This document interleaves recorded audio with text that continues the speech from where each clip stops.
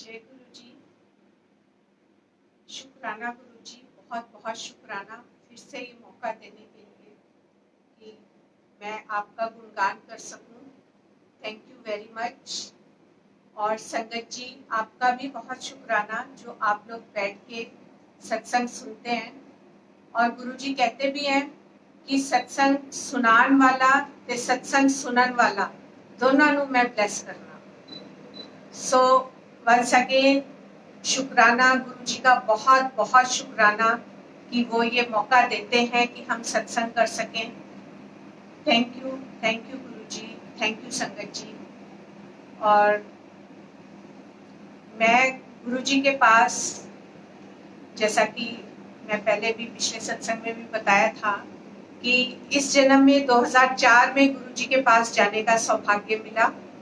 और गुरु जी के पास पहले ही दिन जैसे ही मैं गई और हम लोग अंदर एंटर करे, जैसे ही अंदर गए वहाँ इतना अच्छा लगा, मतलब इतनी शांति और इतना सुकून मिला कि ऐसे लगा कि ये तो वो जगह है जहाँ पे मैं रोज आ सकती हूँ। जबकि इससे पहले मैं कभी किसी गुरु के पास नहीं गई थी। मैं पूजा पाठ भी बहुत नहीं करती थी और बचपन से जो अपने फादर को देखा था कि वो हमेशा सबके साथ अच्छा करते हैं, अच्छा बोलते हैं, उनका बिहेवियर इतना अच्छा हर एक के साथ होता था कि सब लोग सोचते थे कि वो उनको सबसे ज्यादा प्यार करते हैं। तो वही धर्म माना था कि सबसे प्यार करना है, सबका भला करना है और कोई भी निजी हो तो उसकी सेवा जब भी मौका मिले जरूर करनी है। और कभी भी पूजा पाठ की तरफ ध्यान भी नहीं गया और कभी किसी गुरु के पास हम गए भी नहीं। मेरी फ्रेंड मधु खन्ना मुझे गुरु जी के पास लेके गई थी, उनका भी बहुत बहुत शुक्राना कि वो उन्होंने हमें हमारे रब से मिलवाया।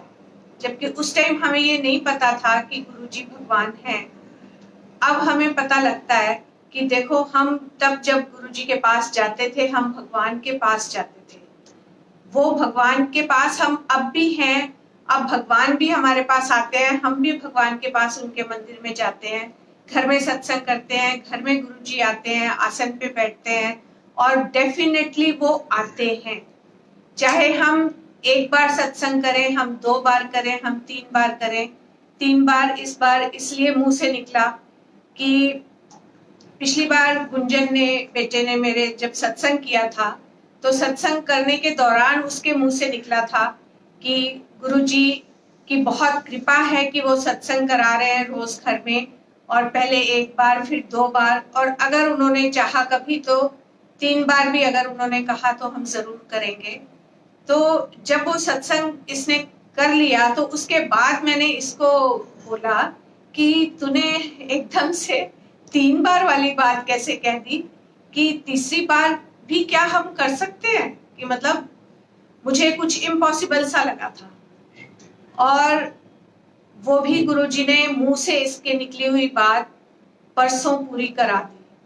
परसों एक अंकल का फोन आया कि आंटी आपके घर के बहुत पास में हूं मैं, और क्या मैं गुरुजी को मत्था टेकने आ सकता हूँ? तो मैंने कहा जरूर आइए। तो ये दोपहर को 12 बजे के आसपास की बात थी कि उनका फोन आया था और उन्होंने कहा कि मैं यहाँ किसी से मिलने आया था, और जैसे ही मैं यहाँ आया तो मैंने देखा कि अरे ये तो आंटी की लोकेशन है और उनके यहाँ तो सत्संग रोज होता है, तो मैं गुरुजी को मत्था टेक के आ सकता हूँ। तो उन्होंने मेरे से पूछा और मैंने कहा कि ठीक है आप आइए, गुरुजी का दरबार है, आप जरूर आइए, जरूर मत्था टेकिए। और वो अंकल फिर 1 बजे के आसपास आए और बस फिर अंकल से जैसे उन्होंने मत्था टेका दरबार में और कहा कि बहुत इच्छा थी गुरुजी को मिलने की, तो इसलिए मैं आया। और फिर नेचुरली गुरुजी की हमने बातें की और फिर मैंने उनसे कहा कि भाई मैं शब्द चला दूं, तो उन्होंने कहा हाँ जी चलाइए। तो मैंने फिर जो सत्संग के ही शब्द थे वो पूरा सत्संग का स्टार्ट कर दिया, मतलब प्लेलिस्ट सत्संग की चला दी। और फिर उसी तरह से बस गुरुजी को वेलकम किया, चाय प्रसाद, लंगर प्रसाद सब कुछ बैठ के हम लोग सत्संग में शब्द सुनते रहे और गुरुजी ने इस तरह से वो दिन में तीसरी बार भी सत्संग करवा लिया और इतनी स्मूथली, इतने प्यार से कि पता ही नहीं लगा और मतलब वो सत्संग भी हो गया और वो अंकल आई थिंक 4, सवा 4 के करीब वापस गए होंगे एंड शाम को 5:30 बजे हमारे यहाँ फिर से सत्संग था। तो थैंक्स टू गुरुजी, बहुत बहुत शुक्राना है गुरुजी का कि गुरुजी ऐसे सब कुछ करा लेते हैं कि कुछ भी मतलब जिसे कहते हैं ना पता भी नहीं लगता और हम थकते भी नहीं है। नहीं तो जिस तरीके से मतलब मेरी कंडीशन है कि मेरे को ऑस्टियोपोरोसिस भी बहुत सीवियर है और डॉक्टर्स ने बोला हुआ है कि अब आजकल तो खैर मैं रिटायर हो चुकी हूँ और ये आज से 10-1 साल पहले की बात है कि तब डॉक्टर्स ने कहा था कि आप जितना स्कूल में चल लेते हो उतना काफी है, आपको वॉक भी करने की एक्स्ट्रा जरूरत नहीं है क्योंकि आपकी हड्डियां बहुत कमजोर है और बहुत ध्यान रखा करो आप अपना, कभी गिर गई हड्डी टूट गई तो जुड़ने भी मुश्किल होगी। और गुरुजी की इतनी कृपा है, ये 10 साल पहले की बात बता रही हूँ और ये अब 10 साल बाद, अब जबकि मुझे रिटायर हुए हुए भी 5 साल हो गए हैं और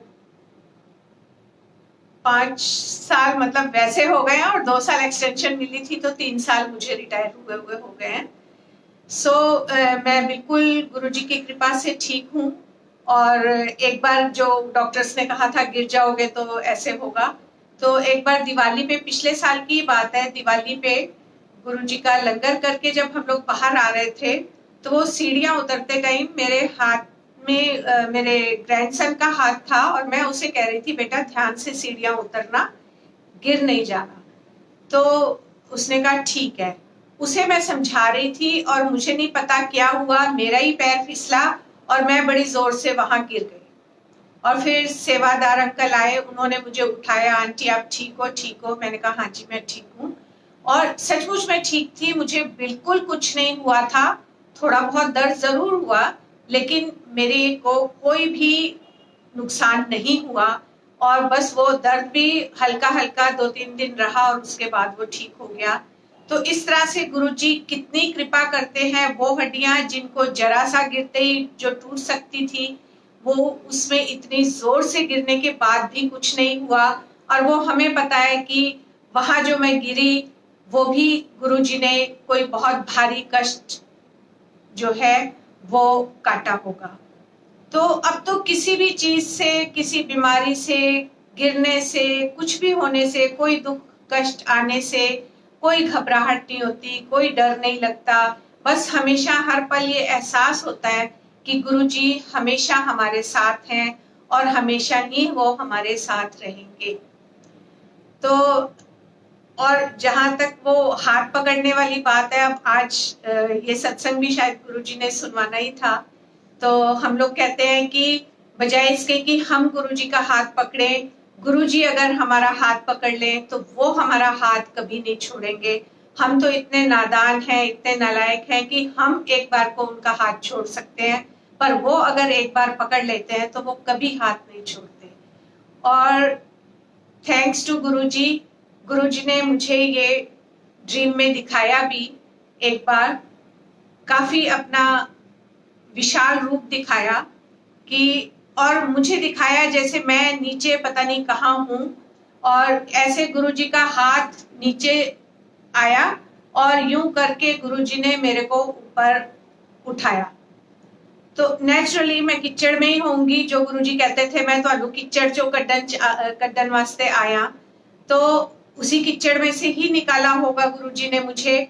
और ये मैंने अपनी मतलब सोते हुए ये देखा कि गुरुजी ने मुझे ऐसे करके उठाया, मेरा हाथ पकड़ के उन्होंने ऊपर उठाया। तो थैंक्स टू गुरुजी कि उन्होंने मेरा हाथ पकड़ा और मुझे पता है कि जब उन्होंने मेरा हाथ पकड़ लिया है तो अब वो इसे छोड़ेंगे तो नहीं, और उसके लिए उनका जितना भी शुक्राना किया जाए उतना कम है। मुझे नहीं पता था कि आज मैं ये सत्संग भी सुनाने वाली हूँ, पर इन्होंने सुनवाना था। सो थैंक यू गुरुजी। और मैं बता रही थी कि कैसे पहली बार मैं गई और वहां जाके मुझे बहुत शांति मिली। चाय प्रसाद, लंगर प्रसाद, और इतना डिसिप्लिन और इतना मतलब वहां का ऑरा इतना जबरदस्त था। और सबसे बड़ी बात कि एकदम पिन ड्रॉप साइलेंस, जितनी भी संगत थी बिल्कुल कोई कुछ नहीं बोल रहा था। शब्द चल रहे थे, सब ध्यान से शब्द सुन रहे थे आंखें बंद करके, और कोई भी कुछ नहीं बोल रहा था।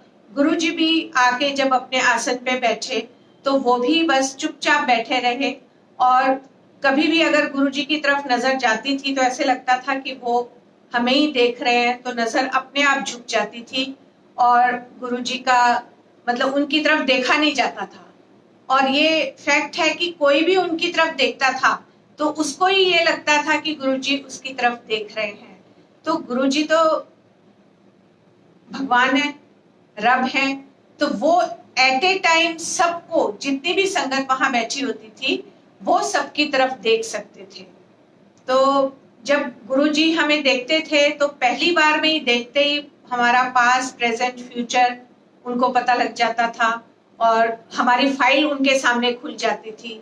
तो जब हमारी फाइल उनके सामने खुल गई तो बस फिर तो हमारा कुछ भी हमारा नहीं है।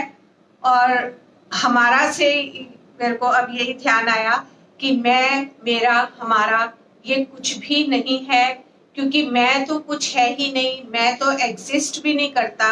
और ये चीज कल संगत में, सत्संग में बैठे हुए, मुझे यहीं पर सत्संग में बैठी थी और बैठे बैठे गुरुजी ने माइंड में ये बात डाली कि तुम्हारे अंदर ये जो आत्मा है वो मैंने डाली है, तुम्हें ये जो शरीर दिया है वो मैंने दिया है।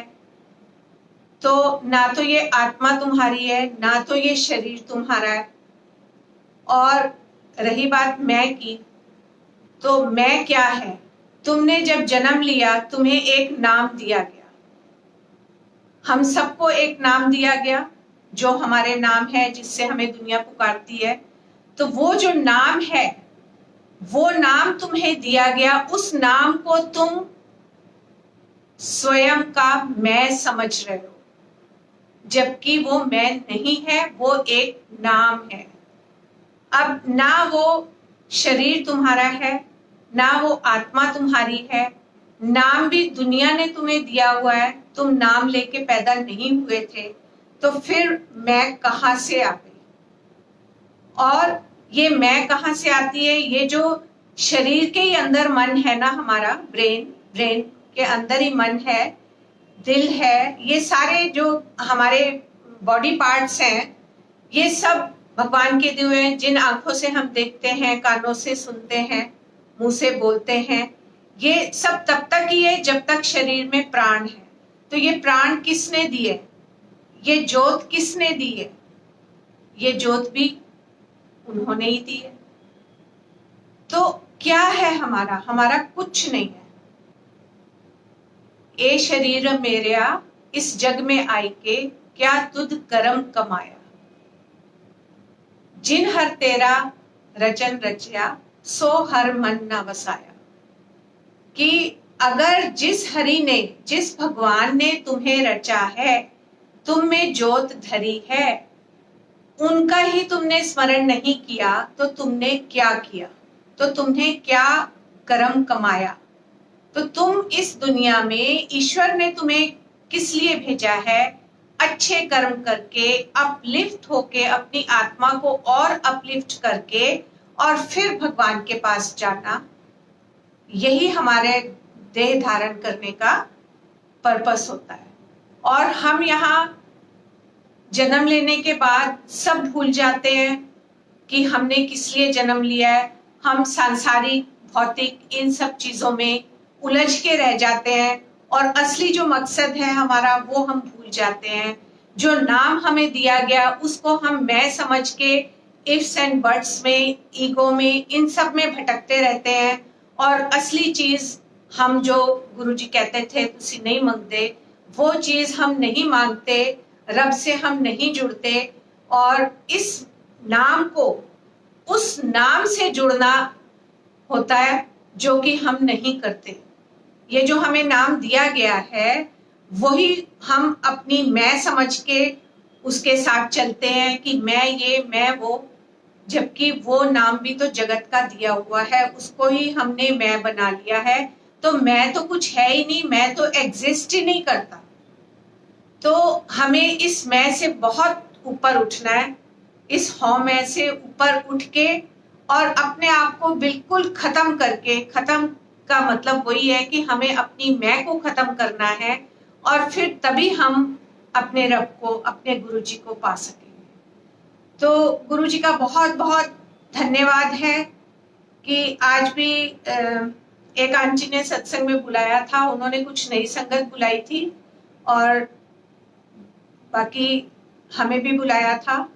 तो जबकि मुझे जल्दी थी कि मुझे आके और 8:30 पे सत्संग करना है और वहां ऐसा लग रहा था कहीं मुझे देर ना हो जाए, पर ऐसे भी अंदर से गुरुजी मन में ये डाल रहे थे कि नहीं, नई संगत है, उनको कुछ बताओ, उनको भी बताओ कि कैसे करना है। क्योंकि वहां पे कुछ आंटीज वही कि मेरा व्रत है, मुझे ये नहीं खाना, कोई आंटी कहती है कि मैं चाय पीती ही नहीं, मैं चाय नहीं पीऊंगी, मैंने कभी चाय नहीं पी।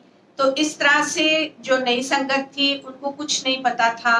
तो गुरुजी अंदर से ये कह रहे थे कि भाई इनको बताओ।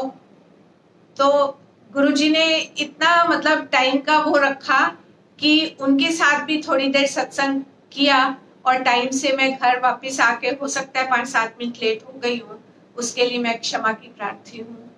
और उनको भी ये बताया और ये भी बताया कि जब भी आप गुरुजी के पास जाओ तो आप सीधे गुरुजी के पास जाओ और वहां से सीधे घर वापस आओ। और ये गुरुजी हमेशा कहते थे कि जदों भी मेरे को लांदे हो सीधे आओ, ते इथों जांदे हो ते सीधे जाओ, अपनी ब्लेसिंग्स लेके अपने घर जाओ, रस्ते च अपने काम ना करन लगो, ना मेरे को आन वेले ते ना मेरे को जान वेले। जिथे भी जे तुसी रस्ते च उतरोगे और कुछ अपना काम करन लगोगे ते मेरी ब्लेसिंग तुसी उत्थे ही छड़ जाओगे। तो इस तरह से कल परसों एक शब्द में भी मैंने सुना, सत्संग में हम लोग रोज मतलब व्याख्या भी सुबह शाम एक जरूर चलती है। तो उस व्याख्या में था कि एक भगत जी थे, उन्होंने कहा कि मैं दर्शन के लिए गुरुद्वारे जा रहा हूँ। तो उन्हें थोड़ा अपनी वाइफ से कहा कि मैं वहां जा रहा हूँ और दर्शन करके फिर मैं कल परसों तक वापस आ जाऊंगा। तो उन्होंने कहा ठीक है। तो वो जब चले गए तो पीछे से कोई महापुरुष आए और उन्होंने उनकी वाइफ से पूछा कि कहाँ गए हैं भगत जी। तो उन्होंने कहा कि वो गुरु जी के दर्शन करने गए हैं। तो उन्होंने कहा नहीं, वो दर्शन करने नहीं गए, वो तो मूर्तियां खरीदने गए हैं। तो जब ये आए दर्शन करके तो इन्होंने आंटी से पूछा, मुंह से आंटी ही निकलता है, अपनी वाइफ से पूछा कि भाई कोई पीछे से आया तो नहीं था। तो उन्होंने कहा नहीं, एक महापुरुष आए थे और उन्होंने ऐसे ऐसे कहा। तो इनको बहुत ही वो लगा एकदम। इन्होंने कहा अरे वो तो भगवान आए थे, क्योंकि मैं जाते टाइम ये सोच रहा था कि मैं दर्शन करने जा रहा हूँ, उस जगह पे मूर्तियां बहुत सस्ती और अच्छी मिलती हैं, तो मैं आते टाइम कुछ मूर्तियां भी खरीद के लाऊंगा। और मैं खरीद के लाया भी हूँ। और अगर पीछे से उन्होंने ये बात कही है तो वो तो फिर साक्षात भगवान ही थे, मेरे से बहुत गलती हो गई और अब मैं ये मूर्तियां वापस करके आऊंगा। तो वो अब फिर से वहां गए और मूर्तियां वापस करके दर्शन करके फिर वापस आए। और उन्होंने पूछा क्या अभी भी कोई पीछे से आया था? तो उन्होंने कहा हाँ, वही महापुरुष आए थे। और वो फिर पूछ रहे थे कि भगत जी कहाँ गए हैं। तो मैंने उनसे कहा कि वो दर्शन के लिए गए हैं। तो कहते ना, वो अभी भी दर्शन के लिए नहीं गए, वो तो मूर्तियां वापस करने गए। तो अब भगत जी को बहुत बहुत मतलब अंदर से ऐसा पश्चाताप हुआ कि मेरे से बहुत भारी गलती हुई कि पहली बार में भी मुझे ये बात समझ में नहीं आई कि मूर्तियां खरीदने गया था, वो भगवान को पता लगा। और उन्होंने कहा तो मेरे वो दर्शन तो अधूरे रह गए और इस बार फिर मेरे दर्शन अधूरे रह गए। तो अब मैं बिल्कुल अच्छे सच्चे मन से और मैं दर्शन करने जाऊंगा। फिर वो नाम जपते हुए दर्शन करने गए और पूरे भाव से दर्शन करके और वापस आए। और जब वो वापस आए तो उन्होंने पूछा क्या इस बार भी कोई आया था? तो उन्होंने कहा हाँ, वही महापुरुष आए थे। और उन्होंने कहा भगत जी कहाँ गए हैं? तो मैंने कहा भगत जी दर्शन करने गए हैं। तो उन्होंने कहा हाँ, इस बार वो दर्शन करने गए हैं। तो इससे वो वही बात है ना, गुरु जी की बात जो गुरु जी ने कही थी, सिद्धे आया करो ते सिद्धे जाया करो। तो वो बात कितनी, मतलब गुरु जी की बात को कंफर्म करती है ये कहानी। ये भी सच्ची बातें होती हैं। और गुरु जी ने जो हमें कही थी, ये वो बात बिल्कुल उससे क्लियर होती है कि हमें बिल्कुल सीधे गुरु जी के पास जाना चाहिए और सीधे आना चाहिए। जब हम मंदिर जाते हैं गुरु जी के, तो हमें सीधे मंदिर जाना चाहिए और सीधे वापस आना चाहिए। इसी तरह अगर हम कभी किसी के यहाँ सत्संग में भी जा रहे हैं, तो सत्संग में भी हमें सीधे जाना चाहिए और सीधे आना चाहिए, क्योंकि तब भी हम गुरु जी के पास ही जा रहे हैं। और गुरु जी बिल्कुल 100% होते हैं हर सत्संग में, और वो ये एहसास भी करा देते हैं। अब ये नाम वाली बात भी तो बैठे बैठे अचानक से मेरे को जो ये सारी बातें आई मन में, शरीर, आत्मा, नाम, मैं, और वो सत्संग जैसे ही खत्म हुआ, तो जैसे हम लोग सत्संग करते हैं, तो मैं और बेटा ही बैठे थे, तो मैंने उसको ये सारा कहा कि आज गुरुजी ने ये मेरे मन में, मतलब बिल्कुल सीधा ये जैसे वो रील चलती चली गई थी कि जो गुरुजी सुनाना चाह रहे थे, कहना चाह रहे थे, बताना चाह रहे थे। तो अगर ये बात मुझे, हम सबको समझ में आ जाए, तो इससे बड़ी और कोई बात ही नहीं है कि कुछ नहीं है सिवाय नाम के। हमें नाम जपना है। नाम जपने का ये भी अर्थ नहीं है कि हम पूरा टाइम बस नाम जप रहे हैं और घर के काम छोड़ दिए हमने। हमें काम सारे करते हुए भी, मतलब हमारी सांसों में सिमरन समा जाना चाहिए, और हमें हर टाइम मन में हमारे भगवान रहने चाहिए, गुरुजी रहने चाहिए, और हमें उनका सिमरन करते रहना चाहिए। और पाठ और सिमरन और सत्संग करने के लिए तो गुरुजी अभी भी जैसे सपने में आके भी कहते हैं, और उन्होंने इससे भी संबंधित एक सपना मुझे दिखाया था कि ऐसे ही सत्संग हो रहा है एक रूम में, जैसे अब ये रूम है, तो ऐसे गुरुजी पूरी संगत के बीच में बैठे हैं, पर वो आसन पे नहीं बैठे, वो नीचे सत्संग में संगत के साथ ही बीच में बैठे हैं और सारी संगत से बातें कर रहे हैं। तो बातें करते करते मैं दूसरी साइड बैठी थी, गुरुजी इस साइड बैठे थे। अब वो संगत से क्या बातें कर रहे थे, सारी तो सुनाई नहीं दे रही थी, पर वो काफी बातें कर रहे थे। बस एकदम से जोर से उनका एक ही सेंटेंस सुनाई दिया कि पहले उन्होंने ये कहा कि सब सत्संग करया करो, पाठ करया करो, सिमरन करया करो। तो एक ये लाइन सुनाई दी, और उसके बाद वो फिर बातें कर रहे थे। उनसे पता नहीं किसने क्या कहा, और संगत में से ही किसी ने कुछ कहा होगा। तो उसके बाद फिर उनकी आवाज ही थोड़ी तेज आई कि क्यों नहीं कर सकते, जे ए कर सकते हैं सवेरे शाम, ते तुसी क्यों नहीं कर सकते, करया करो पाठ, इस वेले पाठ की बहुत जरूरत है। तो ये गुरु जी का बिल्कुल स्पष्ट आदेश है और सजेशन है कि हम सबको अपने अपने घरों में बैठ के सत्संग भी करना चाहिए जब भी संभव हो। ये नहीं कि नहीं सबको रोज करना है, या सबको सुबह शाम करना है, या सबको एक दिन छोड़ के करना है। नहीं, जो जब कर सकता है वो अपनी सुविधा के अनुसार सत्संग करे, गुरुजी को बुलाए। और अपने घर में सबको बुलाने की भी जरूरत नहीं है, आप खुद परिवार के साथ बैठिए। हम सब भी परिवार के साथ ही बैठते हैं। और हाँ, मैंने इतना जरूर पहले भी सत्संग में कहा था और आज भी कहती हूँ कि अगर कोई आना चाहता है सत्संग में, तो वो फोन करके टाइम का पता करके आ सकता है। तो वो भी कोई एक आएगा या दो आएंगे, एक साथ ज्यादा लोग तो नहीं आएंगे। और इस कोविड के टाइम में हमें ज्यादा घर में ज्यादा सत्संग मतलब ज्यादा संगत को बुला के सत्संग करना भी नहीं है। हमें एक या दो अगर कोई अपनी मर्जी से आना चाहे तो दे आर मोस्ट वेलकम। और सत्संग में गुरुजी का दरबार है, गुरुजी सबके लिए हैं, तो गुरुजी अपनी सारी संगत के लिए हैं। जिसका कई लोगों का तो वो सपने में दिखा भी देते हैं कि उन्नू बुला, तो उनको हम लोग मैसेज दे देते हैं, तो वो लोग आके गुरुजी का मत्था टेक के और सत्संग में बैठ के और जाते हैं। तो इस तरह से सत्संग हमें करना है। और पाठ करने के लिए भी गुरुजी कहते हैं, तो पाठ में उन्होंने कोई स्पेसिफिक पाठ ऐसे नहीं बोला है कि नहीं सबको ये पाठ ही करना है। गुरुजी ने हमेशा ये कहा है कि जो पाठ करता है वो करता रहे, बस रेगुलरिटी रहनी चाहिए। हमें पाठ रोज करना चाहिए, जो भी हम करते हैं शुरू से जो करते आ रहे हैं वो करते रहें। और अब तो हमारे पास गुरुजी का मंत्र जाप है, इससे बड़ा कोई पाठ है ही नहीं। गुरुजी का मंत्र जाप भी अगर हम करते रहें, इसका पाठ भी करते रहें, और ये पाठ तो हम अपनी जिसे कहते हैं सांसों की माला में ही हमारी वो सांसों की माला में सिमरू मैं तेरा नाम।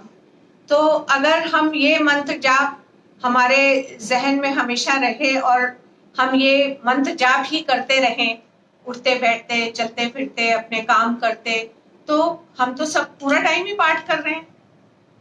और हाँ, बैठ के करना है तो जो भी पाठ आप करना चाहें उसमें भी टाइम की कोई पाबंदी नहीं है। किसी को सुबह का टाइम सूट करता है कि सुबह बहुत शांति होती है, अमृत वेले के टाइम कोई शोरगुल नहीं होता। कुछ लोग सुबह उठ के पाठ करना चाहते हैं, कुछ लोग शाम को करना चाहते हैं, कुछ सोचते हैं कि हम सारे अपने काम निपटा के रात को करें। तो जिसको जो टाइम सूट करता है, गुरुजी कहते हैं कि जदों भी तुसी मेरा नाम जपोगे कोई अमृत वेला है। और इस तरह से हमें गुरुजी का भगवान का पाठ जरूर करते रहना चाहिए। अब जब हम गुरुजी के पास जाते थे तो सबको देखते थे, कोई टांगे दबा रहा है, मतलब सेवा करते हुए देखते थे गुरुजी को कि भाई सेवा करते थे काफी लोग गुरुजी की। काफी आंटीज को देखा, अंकल्स को देखा कि गुरुजी की सेवा करते हैं। पर ये मौका हमें मतलब मुझे नहीं मिला उस तरह से। तो मन में एक इच्छा थी कि काश गुरुजी ने हमसे भी कोई सेवा कराई होती। तो उस टाइम हिम्मत तो इतनी होती नहीं थी कि हम गुरुजी को कहें कि गुरुजी मेरे से भी आप प्लीज कोई सेवा करा लो। पर हाँ, मन में जरूर था और ये इच्छा गुरुजी ने पूरी भी की उस टाइम। जबकि वो थे चोले में, तो भी उन्होंने सपने में आके दोपहर के टाइम अचानक से मुझे बड़ी जोर से नींद आई और मैं लेट गई कि नींद आ रही है, बैठा ही नहीं जा रहा था। और जिसे कहते हैं अर्ध निद्रा अवस्था में एकदम से ऐसे भी लगे कि जाग रही हूँ और ऐसे भी लगे सो रही हूँ। तो ऐसे दिखाई दिया कि कोई बेसमेंट है और बेसमेंट में गुरुजी अपने आसन पे बैठे हैं और एकदम से उन्होंने आवाज लगाई, किरण चल भोग दी थाली लिया। और मैं जल्दी से अंदर से एक थाली में भोग के लिए लगा के, भोग की थाली लगा के और आके गुरुजी को दिया और गुरुजी ने भोग लगाया। तो ये उस टाइम भी वो चोला स्वरूप में थे और उन्होंने मेरे मन की इच्छा उस तरह से पूरी की। और अब तो बहुत बहुत शुक्राना है गुरुजी का कि गुरुजी सत्संग करवाते हैं रोज और ये इच्छा वो खूब अच्छी तरह पूरी कर रहे हैं कि लगाओ अब तुम मुझे भोग, खूब भोग लगाओ। तो इतना अच्छा लगता है। ये कल परसों ये चीज भी मेरे मन में आई कि देखो, तब मैं ये सोचती थी कि मैं गुरुजी को भोग कब लगाऊंगी, और अब गुरुजी कितने अच्छे से, पहले हम लोग महीने में एक बार करते थे और अब कैसे मतलब इस टाइम में तो देखिए कोविड के पॉजिटिव अगर हम वो देखें तो कितना अच्छा ये वो है कि गुरुजी ने अपने साथ और भी ज्यादा और भी अच्छे से जोड़ लिया और रोज सत्संग करवा के और खुद आते हैं, ब्लेस करते हैं। इससे और अच्छी बात क्या हो सकती है। सो शुक्राना गुरुजी, बहुत बहुत शुक्राना। आपका जितना भी शुक्राना करें बहुत कम है, बहुत कम है। और टांग दबाने वाला भी जैसे था मन में, तो वो अभी 1-2 साल पहले गुरुजी ने वो इच्छा भी पूरी कर दी। और उसमें भी मुझे ज्यादातर गुरुजी ने सपने में दिखा दिखा के ही मेरी इच्छाएं पूरी की है। और उन्होंने मुझे दिखाया कि गुरुजी एक उस पे लेटे हुए हैं चारपाई पे और मेरा बेटा उनकी टांग दबा रहा है और मैं दूर से देख रही हूँ कि ये उनकी टांग दबा रहा है। फिर मैंने देखा गुरुजी की आंखें तो बंद है और मैं भी ना धीरे धीरे पास चली गई और दूसरी टांग, मैंने मन में सोचा गुरुजी तो आंखें बंद है, वो नहीं देख पाएंगे और मैं भी दबा लेती हूँ टांग। और मैंने दूसरी टांग दबाना शुरू कर दिया। तो थोड़ा सा ही दबाया था कि एकदम से गुरुजी कहते हैं, ए होले होले कौन दबा रहे है। तो मैं एकदम से घबरा के उठ के खड़ी हुई और भाग के वो नीचे की तरफ सीढ़ियां जा रही थी, मैं नीचे उतर गई। तो मतलब इस तरह से गुरुजी ने मेरी वो इच्छा भी चाहे थोड़ी देर से ही पूरी कर दी, टांगे दबाने वाली भी। तो मतलब वो हमारे मन की सारी इच्छाएं उनको पता होती हैं कि ये क्या सोच रहे हैं, क्या इनको इच्छा है, और वो उनको पूरा भी करते हैं। अब ऐसे ही एक बार गुरुजी ने सपने में आके मेरे को बोला, कट बोलिया कर।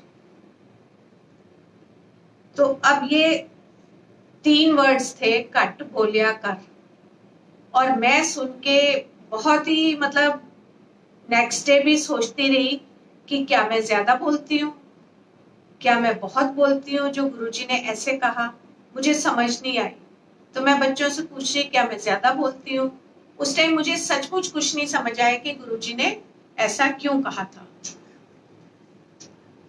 तो और तब भी गुरुजी चोले में थे, तभी कहा था उन्होंने। तो मुझे समझ में नहीं आई कि ऐसा क्यों कहा। और ये बात मुझे कुछ साल के बाद समझ में आई कि गुरुजी ने क्यों कहा था।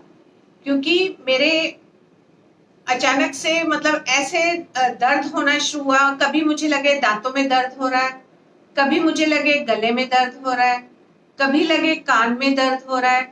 कुछ समझ नहीं आ रहा था कि दर्द हो कहाँ रहा है, और दर्द बहुत हो रहा था। तो सब जगह दिखा लिया, दांत भी दिखा लिए, गला भी दिखा लिया और कान भी दिखा लिए अलग अलग डॉक्टर्स को। तो उन्होंने कहा नहीं ठीक है, आपके कान भी ठीक है, आपके दांत भी ठीक है, आपका गला भी ठीक है। तो समझ नहीं आई कि फिर ये क्यों हो रहा है। फिर ईएनटी स्पेशलिस्ट को दिखाया तो उसने देखा, तो उसने कहा कि आपको बहुत ही सीवियर जॉ का आर्थराइटिस है। तो यहाँ इस जगह पे जॉ वाली उस पे आपको आर्थराइटिस है और बहुत सीवियर है, इस वजह से ही आपको दर्द होता है। फिर उन्होंने मुझे दवाई दी और उससे बाद में मेरा धीरे धीरे ठीक होना शुरू हुआ।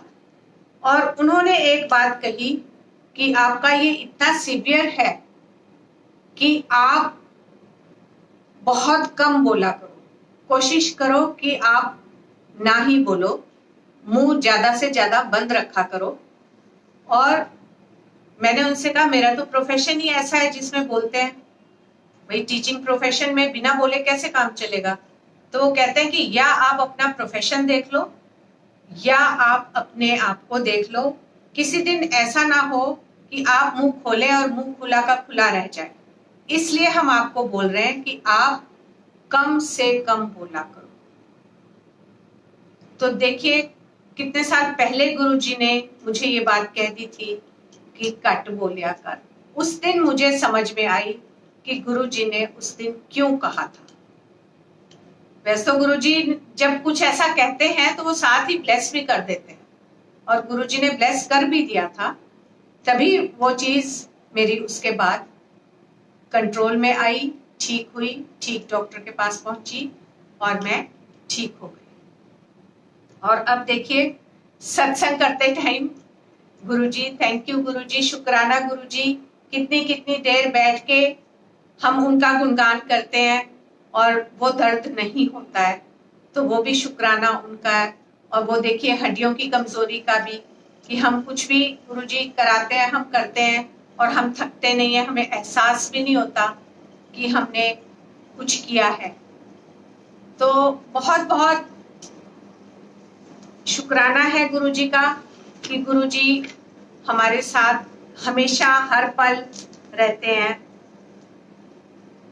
और एक मैं और बताना चाहूंगी, आज भी वहां गए तो वो शब्द चल रहा था, थिर कर पैसो हर जन प्यारे, सतगुरु तुमरे काज समारे।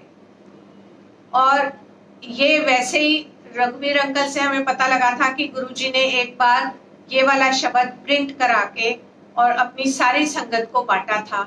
तो ये शब्द तो वैसे भी हम सब के लिए बहुत मायने रखता है, जो गुरुजी ने अपने हाथ से बांटा, तो उस शब्द में जरूर कुछ है। और वो दिखाई भी देता है, थिर कर बैसो हर जन प्यारे, स्थिर होके बैठो, स्थिर कर बैठो, स्थिर होकर बैठो हर जन प्यारे, सतगुरु तुमरे काज समारे। तो आप जब स्थिर होके बैठोगे, हम जब स्थिर होके बैठेंगे, स्थिर होके बैठने का मतलब यही है कि इधर उधर ज्यादा भटकने से हम जब अपने मन के अंदर अपने भगवान को, अपने गुरु को बसा लेंगे और स्थिर होके बैठ जाएंगे, तो जब भगवान हमारे मन के अंदर ही है तो हमें इधर उधर कहीं भी भागना भटकना नहीं पड़ेगा। और ये एक बार एक आंटी के घर में सत्संग में एक आंटी ने कुछ ऐसे ही लाइंस लिख के कुछ पेपर्स पे और सारी संगत में बांटी थी। तो उस टाइम भी जो मेरे को पेपर मिला था उसमें ये लिखा हुआ था कि इधर उधर ना नस्या नठिया कर, नठिया भज्या ना कर, मैं घर बैठा ही मिल जावांगा। तो उस टाइम भी मैंने यही सोचा था कि क्या मैं बहुत भागती रहती हूँ इधर उधर, जो मेरे हाथ में ये चीज आई है। पर अब वो बात समझ में आ रही है इस लॉकडाउन में कि थिर कर बैसो हर जन प्यारे, सतगुरु तुमरे काज संवारे, कि अब हम सब स्थिर होके अपने घरों में बैठ गए हैं और अपने घरों में ही गुरु जी का गुणगान कर रहे हैं, गुरु जी के सत्संग कर रहे हैं, गुरु जी का पाठ कर रहे हैं। और गुरु जी ने हमें स्थिर होके बैठना सिखा दिया है। अब मंदिर खुल गया है, वो भी थैंक्स टू गुरुजी, शुक्राना गुरुजी का, बहुत बहुत शुक्राना कि गुरुजी ने मंदिर खोला है। और अब सब में एक आस ये जगी है कि मंदिर में जाके गुरुजी के दर्शन कर पाएंगे। तो जब जिसकी बारी आएगी, जब गुरुजी ने जिसको बुलाना होगा, गुरुजी बुलाएंगे। पर इतनी स्थिरता दे दी है, इतना स्थायित्व दे दिया है कि अब वो भागा भागी वाली और मतलब वो स्थिति नहीं है कि नहीं भाग के मैं जाऊं। और गुरुजी ने इतना मन में वो भाव पैदा कर दिया है कि नहीं, तो आराम नाल बैठकर मैं जदों तेन बुलावांगा तू आ जाए। तो हाँ, हम भी इंतजार कर रहे हैं कि हम कब जाएंगे मंदिर, लेकिन ये नहीं है कि नहीं नहीं गुरुजी जल्दी बुलाओ जल्दी बुलाओ, नहीं। जब गुरुजी की इच्छा होगी वो बुलाएंगे तो हम जरूर आएंगे। और उस चीज का हम इंतजार कर रहे हैं कि गुरुजी आप हमें कब बुलाएंगे। और बड़े मंदिर वैसे भी जब मैं पहली बार गई थी तो इतना अच्छा लगा था, जैसे एम्पायर स्टेट में जाके अच्छा लगा था। जब बड़े मंदिर गई तो ऐसे लगा जैसे मैं स्वर्ग में आ गई हूँ। इतने बड़े बड़े खूबसूरत फूल, इतना सुंदर पूरा मंदिर, एकदम चमकता हुआ साफ सुथरा। और पूरा मंदिर, एक आंटी थी वहां पे, उन्होंने हमें सारा मंदिर घुमाया और दिखाया कि ये गुरु जी की कुटिया है, ये झूला है, ये मंदिर अंदर भी बैठ के। और शिव जी के आगे आंटी ने जोत जगाई। तो इस तरह से फिर चाय प्रसाद, लड्डू प्रसाद, ये सब आया हमारे पास, मालिका कलह, और हमने ये सब ग्रहण किया और गुरु जी का बहुत शुक्राना किया और बहुत ही अच्छा लगा।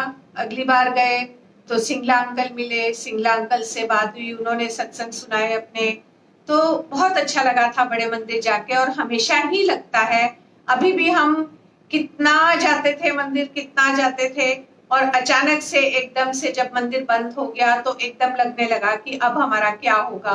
तो वो गुरुजी ने वो भी हमारी जो घबराहट और वो बेचैनी थी वो दूर कर दी कि घर में बैठो, घर में सत्संग करो, और घर में ही मैं आऊंगा, तुम सबको मैं घर में आके ब्लेस करूंगा, तो तुम्हें कोई घबराने की जरूरत नहीं है। अब मंदिर खुला है तो धीरे धीरे करके गुरुजी हम सबको अपने पास बुलाएंगे, तो जिसको जब बुलाएं वो तब जाए। कोई भी ये ना सोचे मुझे क्यों नहीं बुलाया, मेरा पास क्यों रद्द हुआ, मैंने भी तो भरा था, मेरे में ऐसी क्या वो थी जो मेरा वो रिजेक्ट हो गया। तो हमें ये सब नहीं सोचना है, हमें ये सोचना है कि थैंक यू गुरुजी, आपने मंदिर खोला, कितने लोगों को दर्शन हो गए, कितनों को होंगे और होते रहेंगे। जिसकी जब बारी आएगी वो बुलाने वाले गुरुजी हैं। हमेशा गुरुजी जब बुलाते हैं हमें अपने पास, हम तभी उनके पास पहुंच सकते हैं। तो थैंक यू गुरुजी कि आपने मंदिर खुलवाया और सबने अब ये जो आस रखी है आपके पास मंदिर आने की, वो भी आप धीरे धीरे जब जिसकी पूरी करेंगे। तो थैंक यू।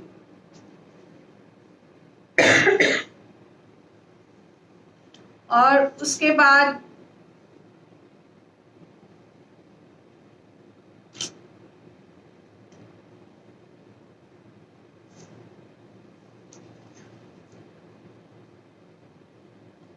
एक और याद आ रहा है कि यही मेरा पोता सोहम, एक दिन एक आंटी ऐसे ही पूछ के हमारे यहाँ आई थी कि आंटी कितने बजे है शाम को सत्संग।